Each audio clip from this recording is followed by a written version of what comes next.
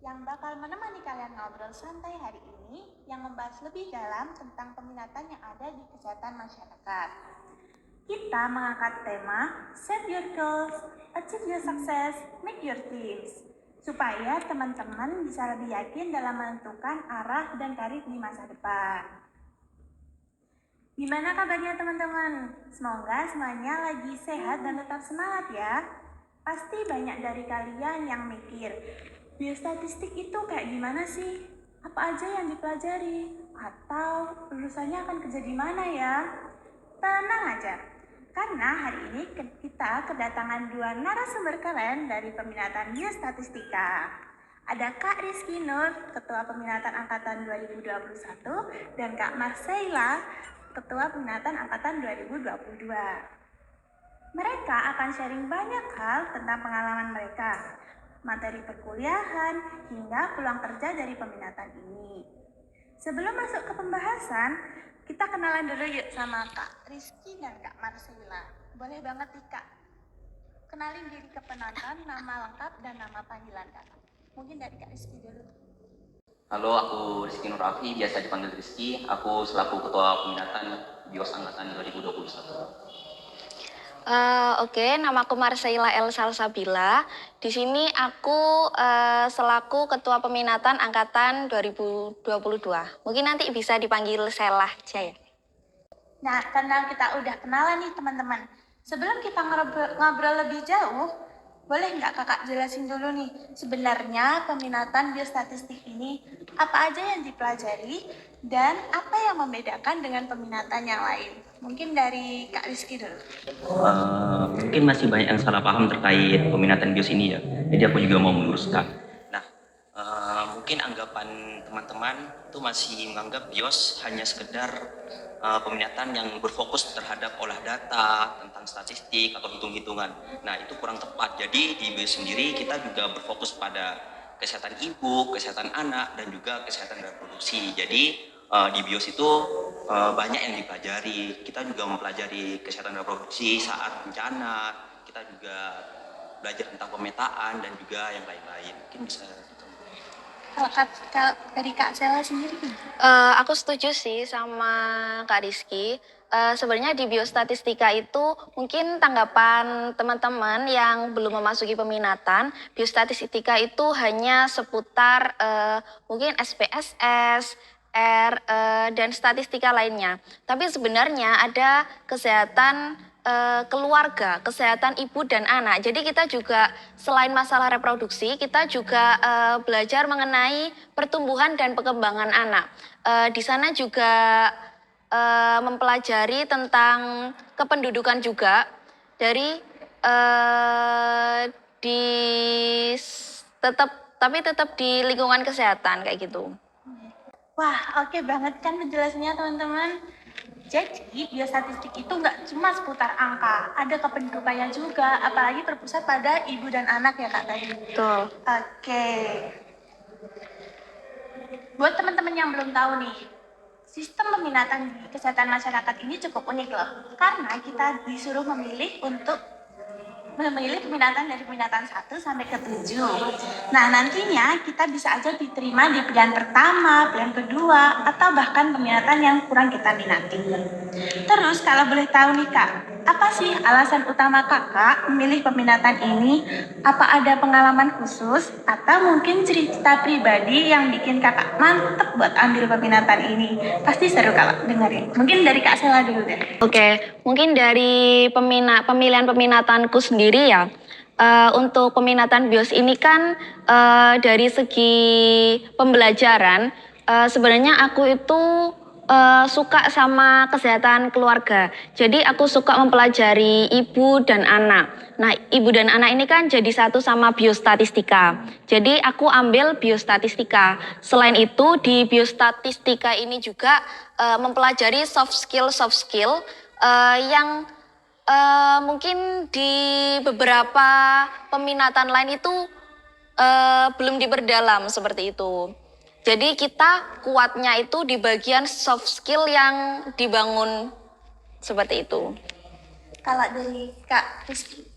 kalau aku sendiri itu BIOS itu merupakan pilihan pertama ya. Jadi emang dari semester 2 aku sudah memantapkan diri untuk memilih BIOS. Jadi karena aku sangat tertarik dengan statistik, dengan matematika, jadi dari awal sudah yakin untuk memilih BIOS. Oke. Jadi ceritanya ini bikin makin kakak yakin gitu ya, kayak dari perasaan dari diri sendiri gitu ya. Buat teman-teman jangan takut ya, kalau emang sudah minat itu pasti bikin kita nggak akan salah gitu ya. Kalau ngomongin soal peminatan, menurut kakak sendiri persiapan apa aja sih yang harus dilakukan sebelum kita benar-benar masuk dan mulai fokus di peminatan biostatistik? Apa ada tips-tips khusus yang bikin kakak yakin dan nggak bingung dan bisa siap menghadapi semuanya dengan lebih baik? Mungkin dari aku ya, persiapannya kalian bisa, kalau dari segi statistiknya mungkin bisa pelajari tentang SPSS, mungkin juga RStudio. Nah untuk SPSS dan RStudio sendiri kan sudah dipelajari dari semester awal ya, jadi mungkin bisa diperdalam atau mungkin bisa belajar lagi terkait SPSS maupun RStudio. Nah untuk selanjutnya persiapan lainnya mungkin kalian juga bisa, kan seperti halnya yang aku sebutkan tadi, kalau BIOS ini tidak hanya statistik saja ya, jadi juga ada kesan ibu dan anak, jadi kalian juga bisa belajar tentang cash flow-nya dulu, mungkin persiapkan itu juga. Nah kan untuk matkul prasyaratnya itu ada mandat dasar, manajemen data dasar, terus ada BIOS dasar, dan juga ada cash flow dasar. Mungkin bisa ditambah, mungkin ada perubahan dari tahunku ke tahunnya Marcella mungkin. Oh ya, dari segi mata kuliah prasyarat ya, itu ada 4. Yang pertama itu ada BIOS dasar, yang kedua ada ilmu kependudukan, yang ketiga ada dasar kesehatan reproduksi dan kesehatan keluarga, dan yang keempat ada mandat dasar, kayak gitu. Tipsnya dari kakak-kakak, dari Kak Sela? Oh, kalau aku sih mungkin diperkuat di mata kuliah prasyarat ya.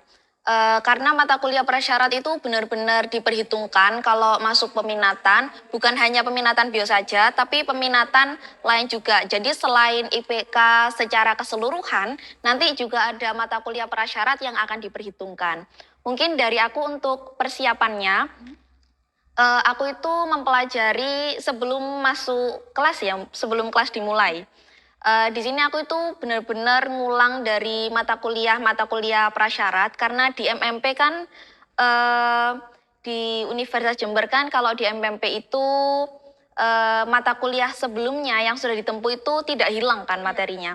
Jadi aku sebelumnya itu cek-cek lagi untuk materi-materinya. Mungkin ada beberapa yang belum aku paham, nanti aku ulang-ulang lagi. Jadi ketika kita masuk peminatan itu, kita udah siap dengan progres pembelajaran selanjutnya. Jadi kita tidak perlu untuk mengulang-ulang lagi. Nah, itu juga akan memudahkan dosen-dosen juga untuk membimbing kita nantinya. Apalagi kan kalau misal di peminatan BIOS itu ranahnya itu udah masuk arah ke tugas akhir, arah ke skripsi. Jadi dari awal itu kita itu udah disuruh mengumpulkan topik nantinya. Mungkin itu akan dilanjutkan di pembahasan skripsi nanti ya.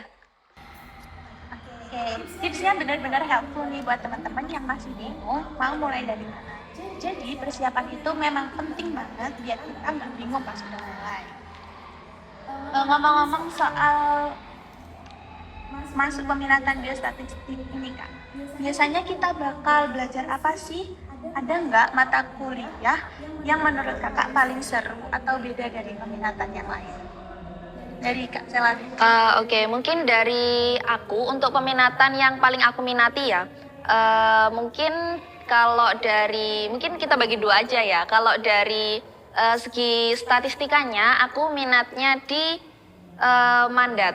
Nanti setelah peminatan, nanti ada mata kuliah namanya mandat lanjut. Jadi itu akan lanjutan dari materi-materi di mandat dasar. Oke, kalau dari segi kesehatan keluarganya, aku minatnya di tumbuh kembang anak. Nah, itu bakal seru banget sih. Mungkin dari teman-teman persiapan jadi ibu dan bapak ya. Kayak gitu. Dari Kak Rizky. Kalau aku sih setuju dari yang disampaikan Mas Ella tadi terkait tumbuh kembang, itu menurutku seru juga. seru dan juga memberikan wawasan baru buat aku dan juga bisa buat persiapanku ke depannya juga. Dan itu banyak hal baru loh yang bisa kita pelajari di sana. Kita bisa melihat dari POV lainnya dan juga nanti kita juga ke SMP, ke SD untuk memantau perkembangan. Nah, itu menurutku salah satu tugas yang seru lah. Dan untuk dari statistik, aku merasa tertarik itu di SIG, di Sistem Informasi Geografis. Jadi untuk SIG sendiri itu tentang pemetaan. Nah, itu juga merupakan hal baru buatku karena di semester awal kita cuma diajari tentang olah data yang cuma angka dan angka. Nah, kalau di SIG ini kita bisa memetakan suatu daerah, kita memetakan suatu penyakit. Nah, itu menurutku seru sih. Dan sekedar informasi kalau SIG ini tidak hanya dapat ditempuh oleh mahasiswa BIOS, tapi juga mahasiswa pemetaan itu bisa menempuh SIG ini juga. Jadi ada namanya nanti mata kuliah lintas minat gitu. Jadi SIG termasuk ke mata kuliah lintas minat tersebut. Oke, mungkin aku boleh sedikit nambahin nggak? Kalau dari SIG angkatan 2022 ya, kan itu masih menjadi mata kuliah lintas minat. Nah, di SIG sendiri itu, di kita itu sampai membuka 2 kelas. Saking, iya, banyak peminatnya, baik dari peminatan lain itu benar-benar banyak yang minat ke SIG. Mungkin buat teman-teman yang bukan hanya minat ke SIG, tapi secara keseluruhan mungkin bisa dipertimbangkan buat masuk biostatistika. Bisa nih. Oke, terima kasih ya Kak atas penjelasannya yang menarik dan informatif. Jadi memang setiap peminatan itu mempunyai keunikan dan materi yang seru ya teman-teman. Selanjutnya kita akan bahas soal magang. Oke. Mungkin dari Kak Rizky dulu nih, bisa nggak Kak Rizky ceritain tempat magangnya itu suasananya kayak gimana, terus persiapan magangnya sama proses magangnya dari awal sampai akhir. Pasti seru nih buat teman-teman yang ingin tahu gimana rasanya magang di tempat Kakak. Jadi aku dulu tuh magang di Lapkesda Jember. Awalnya aku di Dinkes Jember, tapi kan jadi Lapkesda Jember ini termasuk bagian dari Dinkes Jember. Jadi aku diarahkan ke Lapkesda Jember saat itu. Nah, menurutku seru sih magang karena kita bisa belajar banyak hal, terutama hal-hal yang tidak bisa kita pelajari di kampus. Jadi aku ngerasa kalau kita itu selama ini cuma belajar teori tapi tidak belajar langsung. Jadi banyak perbedaan yang terjadi di lapangan. Tidak selamanya teori itu berjalan di lapangan gitu. Nah, mungkin kalau lingkungan magangku itu termasuk yang hangat dan juga seru ya. Jadi kalau di Lapkesda Jember itu kayak antar karyawannya atau pegawainya itu cukup dekat. Termasuk aku sebagai orang baru di sana itu diterima dengan baik saat itu. Nah, bahkan saat itu ya di Lapkesda Jember itu kan ada beberapa ada beberapa bagian. Aku sempat pindah-pindah itu juga, mencoba berbagai hal di sana. Jadi di administrasi, terus di bagian cek lab dan yang lain-lain. Jadi bisa mencoba banyak hal lah di sana saat itu aku. Karena Kak Rizky sudah jelasin soal cerita magangnya, kalau Kak Sela sendiri, mungkin sudah magang atau belum Kak? Oke, kalau aku magangnya masih belum ya. Kalau di angkatan 2022 itu magangnya masih 1 Juli. Karena ini masih pertengahan Juni ya teman-teman. Mungkin ini di-upload kapan kita kan nggak tahu ya. Kalau dari aku sih, kalau magangnya masih belum ya. Tapi kalau dari persiapan sendiri, mungkin tips-tips dari kakak-kakak sama dosen-dosen itu mungkin dipersiapkan. Mungkin bisa fokus di aplikasi-aplikasi dasar yang benar-benar bisa diterapkan di instansi-instansi kayak gitu. Gitu ya Kak. Oke. Boleh menambahkan? Boleh. Jadi ketika aku mau magang juga, saat itu aku juga waktu itu aku sudah ada topik skripsi ya saat itu. Jadi aku menentukan tempat magang itu yang sekiranya membantu untuk aku skripsi. Jadi misal teman-teman itu sudah punya topik skripsi dan juga sudah fix, jadi mungkin itu bisa menjadi pertimbangan untuk memilih tempat magang nantinya. Tapi tidak harus yang kan kadang kita hidup tidak sesuai rencana ya, dan juga tidak sesuai ekspektasi. Jadi semisal tidak sesuai dengan yang diinginkan, jangan berkecil hati. Tetap semangat mencegah. Iya, benar-benar. Oke, karena sudah dijelasin, kita makin kebayang gimana suasana dan proses magang yang kakak jalani. Semoga cerita ini bisa jadi inspirasi dan gambaran buat teman-teman yang lagi mikir-mikir mau magang di mana nantinya. Oke, karena kita udah bahas soal magang, pendapat kakak soal prospek kerja dan karir dari peminatan BIOS ini gimana kak? Dari kak? Kalau dari aku sih masalah prospek kerja ya, karena dari biostatistika kan mempelajari berbagai aplikasi ya, jadi termasuk mengolah data juga. Jadi kalau kita misal ditanya tentang prospek kerja, itu kita bisa bekerja dimanapun yang perusahaan-perusahaan yang memiliki data. Nah, mungkin dari teman-teman bisa kebayang juga ya, perusahaan-perusahaan atau tempat-tempat baik rumah sakit, puskesmas, dinas, ataupun yang swasta-swasta seperti perusahaan juga. Nah, itu pasti punya data teman-teman. Jadi kita bisa masuk dimanapun di tempat-tempat yang punya data kayak gitu. Fleksibel gitu. Iya, benar, fleksibel.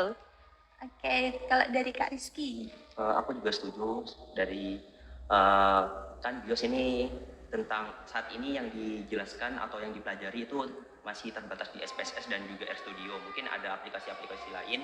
Nah, tapi kalau aku lihat beberapa perusahaan atau beberapa instansi itu ada syarat-syarat lainnya. Jadi nantinya mungkin dari apa yang kita pelajari itu bisa dikembangkan lagi. Kita belajar aplikasi lainnya. Jadi tidak sebatas apa yang kita pelajari di BIOS. Jadi kita harus belajar dan belajar lagi. Jadi nantinya bisa memudahkan waktu cari kerja. Nah, tapi kita kan BIOS tidak terbatas di statistik. Nah, ada juga yang Expro. Nah, itu bisa di BKKBN dan juga bisa di DP3AKB. Jadi benar-benar luas sih kalau BIOS sendiri, bisa di mana saja. Nah, itu ya buat teman-teman yang bingung karir BIOS ini di mana. Ini penjelasan dari kakak-kakaknya. Oke. Ngomong-ngomong soal skripsi nih, Kak Rizky kan sudah skripsi kan Kak? Dan Kak Sela sudah mempersiapkan? Iya, sudah untuk proposal dan lain-lain. Oke. Kan dari teman-teman ini masih bingung dan khawatir banget soal skripsi ini. Mungkin dari kakak-kakaknya bisa ngasih tips buat topik-topik di peminatan BIOS ini. Gitu. Mungkin dari Kak Sela buat persiapan. Untuk topik sih sebenarnya mungkin agak panjang ya kalau skripsi ini. Karena kalau di BIOS ini benar-benar dari awal masuk itu mungkin kayak udah ditodong kayak gitu ya bahasanya. Tapi sebenarnya semua peminatan mungkin kayak gitu. Di awal minggu dari BIOS ini udah mengumpulkan topik untuk skripsi. Kayak gitu, jadi mungkin kita bisa cari-cari masalah di berbagai data ya. Iya, masalah untuk skripsi ya teman-teman. Masalah untuk penelitian kita maksudnya. Kita bisa mencari gap, mencari masalah di berbagai, kan ada banyak bacaan ya, mungkin dari kesehatan masyarakat sendiri ya, mungkin fokusnya di profil kesehatan ataupun isu-isu kependudukan kalau di biostatistika, ataupun masalah-masalah anak lain itu sebenarnya lingkupnya sangat luas kalau misal kita ingin memilih topik. Nah, mungkin untuk tips-tips untuk pemilihan topik ya, mungkin kita harus tahu sih benar-benar gapnya di mana. Ada masalah itu disebabkan oleh apa, kemudian masalahnya gimana. Nah, itu bisa kita jadikan topik. Kalau di BIOS untuk pengumpulan topik itu biasanya di setiap topik itu akan dikomen oleh semua dosen. Ya, jadi kita mendapat masukan dari semua dosen, terutama dosen-dosen yang terkait dengan topik kita.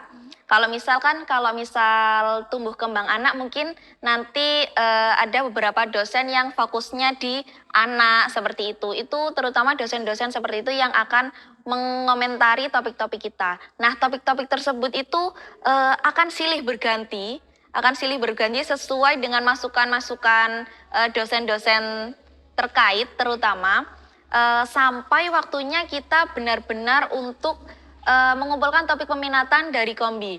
Nah, kalau di biostatistika sendiri, karena mulai pengumpulan topiknya awal, jadi pengumpulan topik ke Kombi itu sudah mantap seperti itu. Jadi pengumpulan topiknya itu sudah mantap, sudah dipikir matang-matang, dan itu sebenarnya sudah di-ACC oleh dosen-dosen terkait di peminatan seperti itu. Kalau dari Kak Rizky gimana? Mungkin kalau aku sendiri ya, pengalaman pribadi, aku tuh baca profil kesehatan, baik itu profil kesehatan Indonesia, profil kesehatan Jawa Timur. Jadi aku baca data-datanya.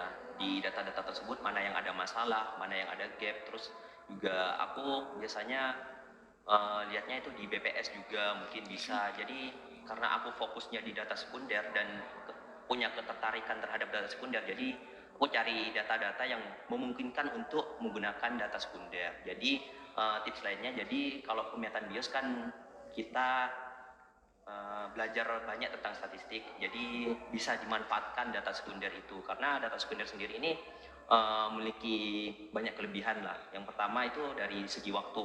Untuk waktunya kan kalau kita wawancara secara primer, kita itu nantinya butuh waktu yang lebih ya. Nah, kalau data sekunder itu kita bisa dapatkan dari BPS, dari Kemenkes dan yang lain-lain. Itu bisa menghemat waktu dan juga biaya. Nah, tapi balik lagi, tiap orang kan punya kemampuan masing-masing dan punya ketertarikan masing-masing. Jadi pilih topik skripsi yang menurut kalian itu menarik tapi layak untuk dijadikan, bukan ya, mungkin bisa bisa dibahas lah gitu. Jadi bukan hanya tertarik saja, tapi di sana ada masalahnya juga di sana, bukan hanya sekedar tertarik. Jadi kita bisa coba lihat diri sendiri, punya ketertarikan kemana, kemampuan kita itu di mana. Jadi nantinya di topik skripsi yang kita pilih itu sudah tidak berhenti di tengah jalan, tidak tiba-tiba merasa capek mungkin ada, tapi ya setidaknya berkurang lah gitu, karena tertarik dengan topik tersebut. Ya. Terima kasih. Masih mau? Iya, boleh nambahin ya. Kalau di peminatan biostatistika itu untuk segala penerapan statistika di pembelajaran kita itu penerapannya itu langsung ke topik skripsi kita. Jadi kalau misal teman-teman yang topiknya menggunakan data primer, data yang butuh wawancara dan lain-lain, nanti di beberapa mata kuliah seperti rancangan sampling dan pengolahan data lainnya itu benar-benar langsung penerapannya ke topik kita. Jadi itu sekalian persiapan kita ke depannya di semester 7 dan 8 untuk benar-benar mantap sih. Dan menurutku di biostatistika ini kalau dari segi pembelajaran, apalagi di semester 6 ini benar-benar seluruhnya itu dicurahkan untuk memenuhi skripsi kita kayak gitu. Jadi kita itu dari sampling, framework, dan masalah-masalah itu sudah dipersiapkan dari semester 6. Jadi untuk persiapan proposalnya menurutku dari biostatistika ini untuk semester 6-nya udah mantep sih. Karena kan dari dosen-dosennya juga sudah fokus di biostatistika. Jadi untuk pengolahan datanya menurutku aman terkendali kayak gitu. Oke, terima kasih ya Kak atas penjelasannya. Penjelasannya benar-benar nambah wawasan, apalagi buat teman-teman yang masih khawatir dan bingung ini skripsi gimana gitu. Oke, selama kita memiliki persiapan yang baik, skripsi di peminatan biostatistik itu bisa jadi pengalaman yang seru dan menantang. Oke, ini ada pertanyaan dari teman-teman Kesmas nih Kak. Bisa dijawab oleh keduanya ya. Pertanyaannya, gimana sih caranya supaya merasa tidak salah peminatan? Mungkin dari Kak Rizky. Mungkin karena aku pilihan pertama ya di BIOS kurang relate, tapi mungkin aku menjawab dari teman-teman, dari cerita teman-teman lainnya. Jadi mungkin ada, kalau di BIOS sendiri kan itu bisa dibilang BIOS ini bukan salah satu peminatan favorit ya. Jadi tentunya di BIOS ini banyak teman-teman yang berada di pilihan 5, di pilihan, bahkan ada di pilihan 7 dan masuk BIOS gitu. Jadi mungkin dari mereka sendiri pasti ada rasa salah peminatan, rasa takut untuk menghadapi BIOS. Tapi dengan berjalannya waktu mereka juga akhirnya nyaman di BIOS, merasa seru di BIOS. Jadi mungkin terkait itu tergantung diri sendiri sih, gimana cara kita untuk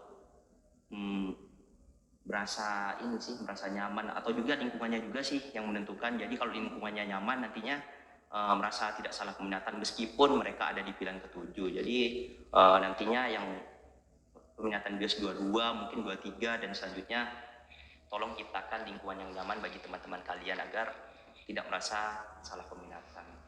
Oke, kalau dari Kak Sela. Aku setuju banget sih sama Kak Rizky. Membangun vibes di peminatan itu penting banget, apalagi kita sebagai ketua peminatan kan harapannya buat teman-teman yang pilihan ketujuh itu tidak berhenti di jalan kayak gitu. Jadi benar-benar membangun vibes di kelas, membangun peminatan, kita harus tunjukin fun-nya di mana, itu benar-benar butuh support dari teman-teman yang lain. Mungkin untuk note aku sendiri ya, aku sendiri di biostatistika ini masuk pilihan 5, tapi karena aku dari awal itu udah mempersiapkan mungkin dari segi pembelajaran, belajar materi-materi terdahulu, jadi ketika masuk kelas itu tidak merasa tertinggal seperti itu. Mungkin dari teman-teman yang merasa kurang nyaman di peminatan, jadi belum ada sesuatu yang tergerak untuk belajar kembali, menarik ke belakang. Jadi perlu untuk belajar-belajar hal-hal yang belum kita ketahui. Jadi untuk di kelasnya itu benar-benar nyaman, nyambung waktu pembelajaran kayak gitu. Jadi kuncinya itu di lingkungannya gitu ya Kak? Iya, benar banget. Oke, terakhir nih Kak, satu kata buat peminatan BIOS dari Kak Sela, boleh? Oke, dari bias ya. Satu kata, keren. Keren. Seru. Seru dan keren nih teman-teman. Jangan ada yang takut ya buat masuk BIOS. Jangan takut untuk Habis lihat video ini langsung BIOS. Iya, boleh. Dan kira-kira teman-teman masih ada nggak sih yang penasaran sama peminatan-peminatan lain? Kalau iya, jangan khawatir. Kalian bisa langsung nonton di video selanjutnya di part berikutnya ya. Di sana kita bakal ngobrol lebih banyak dan seru tentang peminatan-peminatan lain yang pastinya nggak kalah menarik. Jadi jangan sampai ketinggalan ya. See you!